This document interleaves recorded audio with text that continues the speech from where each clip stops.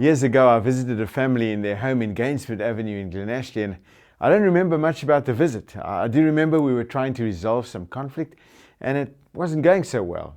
What I do remember is that as I was showing myself out, and it seems I had to show myself out, I was lost in thought. I was admiring the view, and as I did that, I walked the closed sliding door almost off its hinges. I remember once I had recovered from the shock, I noticed the imprint of my eyebrows, my nose, my chin, my chest, my knees on the glass door. I thought it was open, and it wasn't. I wonder if anyone can relate, not just physically, but figuratively too.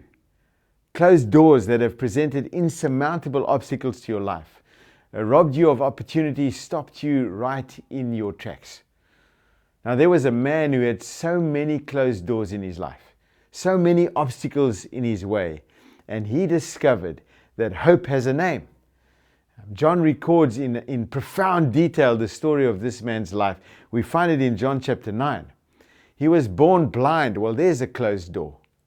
The questions swirling around him were, what had he done wrong? Or what had his parents done wrong for him to deserve this affliction of never seeing? Well, Jesus says neither of these things are real. He spits on the ground, Jesus does, makes some mud, puts the mud on the eyes of the blind man, and sends him to wash in the pool of Siloam. Well, he went, he washed, and he came home seeing. The people who could see don't recognize him.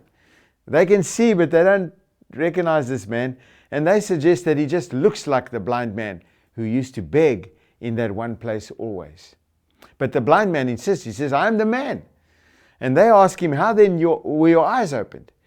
And he says, well, the man they called Jesus made some mud, put it on my eyes, told me to go and wash in the pool of Siloam, and I washed. I went and I washed, and I can see. Well, they say to him, where is this man? He says, I don't know. I don't know where he is. Here is a man with a shut door in front of him. Once he could not see through, and then he meets Jesus, and the door opens. He can see. He can dream. He can admire the view. He can imagine his life out ahead. And then the door closes again, quite amazingly. Because the crowd bring the man to the Pharisees, the religious leaders, my equivalent in a sense, and they say, you see, this miraculous healing has taken place on the Sabbath. So that's why they're bringing him to the lawmakers and the Pharisees. And healing someone on the Sabbath was against the law. So he tells them that Jesus put mud on his eyes, he washed, and now he could see. And they say this Jesus cannot be from God because he doesn't keep the laws of God, the Sabbath. Because to mix the mud and to do all that stuff is like work on the day of rest. Others say, but how can a sinner do such a miraculous thing as open a blind man's eyes? And so they turn to the blind man a bit confused and they say, what do you think of this Jesus? And he says, I think he's a prophet. They don't believe he was born blind, and they interrogate his parents. I mean, this is a story that the scriptures talk about in detail. His parents are asked, is this your son? They say, he's our son. Is he the one you say was born blind? And they say, he was born blind. Then they say to this man's parents, how is it that he can now see? Well, they, under the threat of being chucked out of the synagogue, another door closed, say he is our son, he was born blind, but how he can see, ask him. He's an adult. And they kind of don't want to get themselves in trouble. So they call the blind man again and say, we know this Jesus is a sinner. How did he open your eyes? And he says, I don't know if he's a sinner or not. In a way, he says, I don't know much about this Jesus. All I know is that I was blind, but now I see. And by the way, he says to these lawmakers, we know that God doesn't listen to sinners. And we also know that only God can open the eyes of a man born blind. And as a result of this beautiful logic, they throw him out of the synagogue and they slam the door shut. And he's on the outside looking in. He was born blind, deemed a sinner, beyond the love and embrace of God. His eyes are opened. Hope has a name. He finds that name in Jesus. The door is opened. He has hope and a future. And then he is cast out of the temple. The door is shut on God, and the door is shut on community. He's on the outside looking in. It's like he had walked into the sliding door. He thought it was open, bang, and it wasn't. And he's bruised and he's battered. I love how John goes on. Jesus heard that he had been thrown out and finds him. He asked the man, "Do you believe in the Son of Man?" "Who is he?" the man responds. I love this man's ignorance. He just doesn't know anything. "Who is he?" the man responds. "Tell me so that I can believe in him." And Jesus says to him, "He is the one speaking to you now." And the man responds with, "I believe." Hope has a name. What John records Jesus saying next is as though he is speaking to one man. It's like Jesus is speaking to this man who had the door of the synagogue, community, and God closed on him. He speaks to the excommunicated man so that he might be encouraged. And yet, as Jesus speaks for the benefit of one, he would have us all hear. And so in a way, profoundly, Jesus speaks to you and he speaks to me. Hope as a name.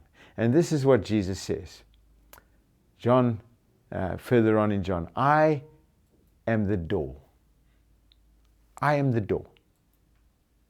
Let's read. Then Jesus said to them again, "Most assuredly I say to you, I am the door of the sheep. All who ever come before me are thieves and robbers, but the sheep did not hear them. I am the door. If anyone enters by me, he will be saved, and he will go in, and he will go out, and he will find pasture." And in a sense, referencing these Pharisees that had shut the door on the man, he says, "The thief does not come except to steal and to kill and to destroy. But I have come that they may have life and they may have it more abundantly." Profound and beautiful words. So one of my favorite scriptures, actually. Now, to fully understand the beauty and the power of this image of Jesus as a door, let me take you to the hillside beyond the village. At night, the sheep would be collected into sheepfolds out on the hills. These hillside sheepfolds were open spaces enclosed by a wall, and in them were an opening through which the sheep would come in and the sheep would go out. There was no door of any kind, but at night, the shepherd himself lay across the opening and the entrance. No sheep could go out or come in except over his body. In the most literal sense, the shepherd was the door. There was no access to the sheepfold except through him. "I am the door," says Jesus. Not an invisible door against which you will constantly bump and bruise yourself. Not a religious barrier keeping you out, a set of rules that are unattainable.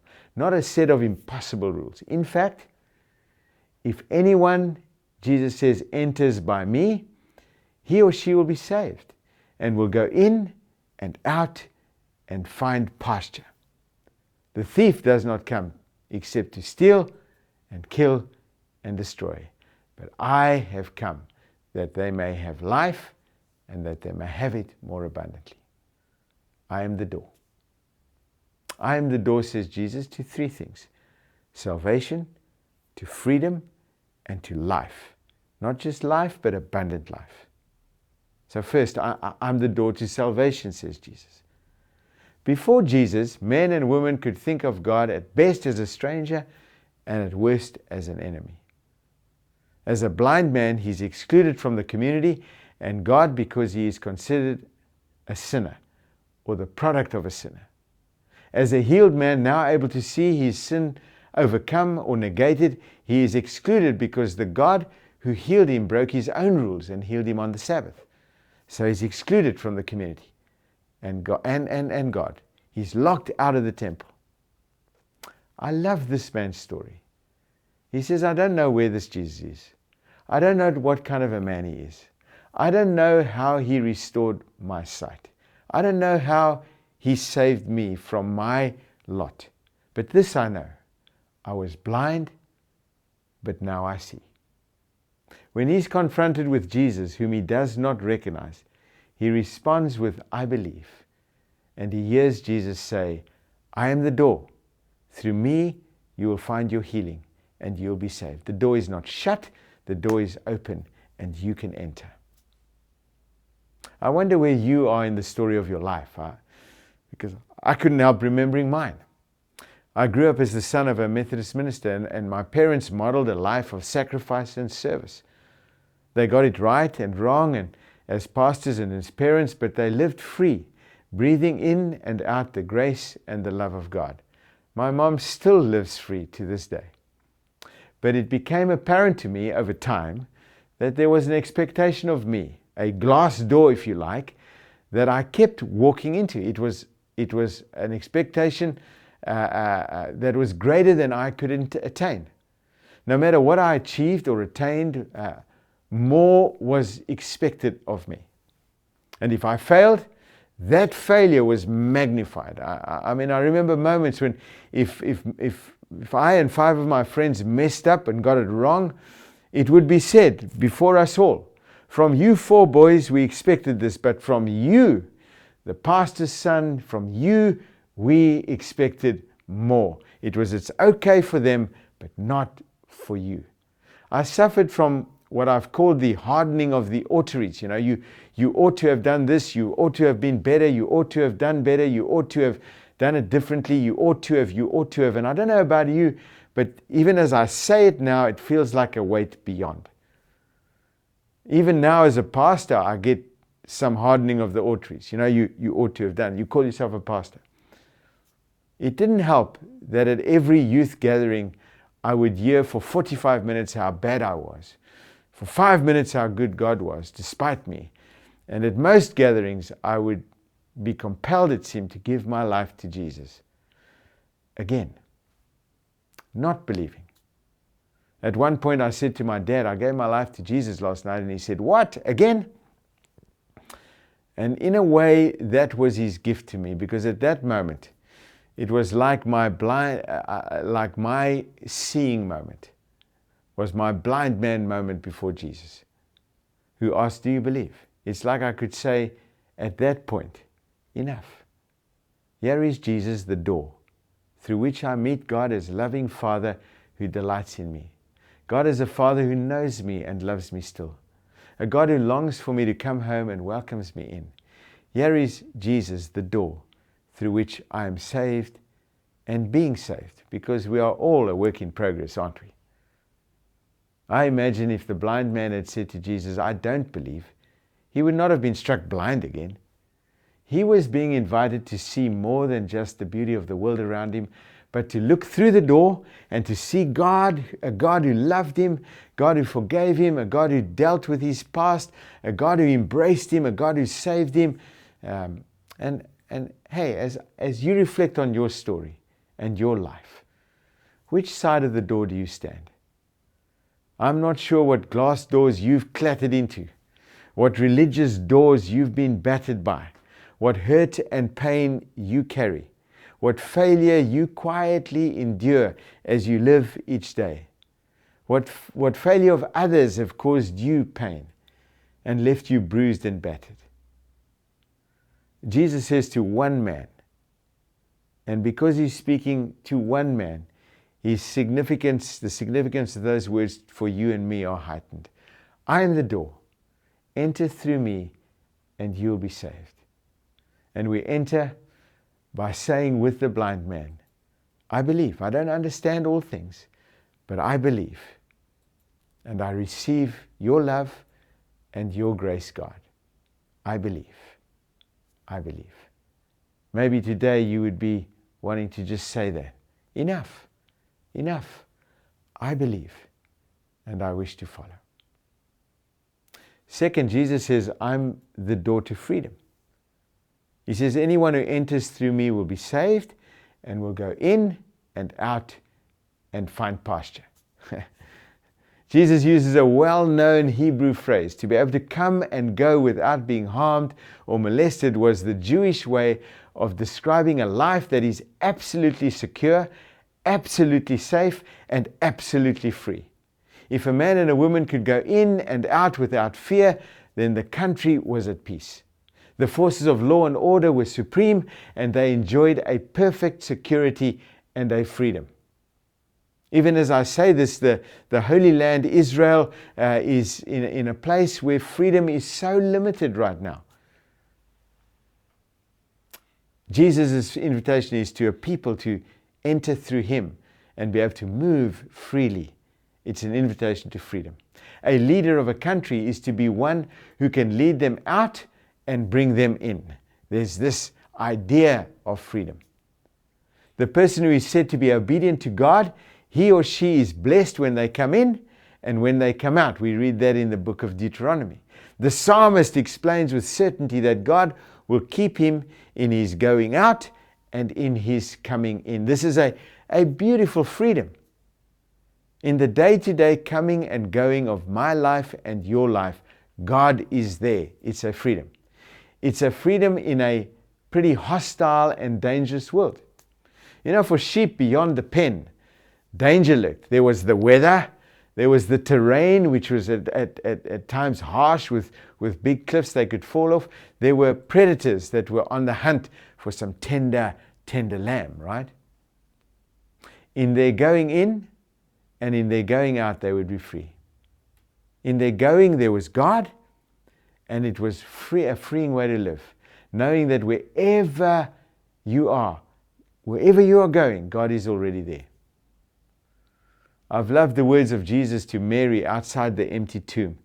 He says, "Go and tell my brothers to go to Jerusalem. There they will see me." It's like God's ahead of them. And when they get to Jerusalem, they simply need to look for what He's doing. It's almost an invitation. Walk into your future and expect to see God. Walk into Monday, God's already there. Whatever worry, anxiety you have, you can be free of it because God's already there. Walk into Tuesday, Wednesday, that meeting, that conflict, that difficult thing, that celebration. Because wherever you go, God is there. It's also, in a sense, a freedom from ourselves.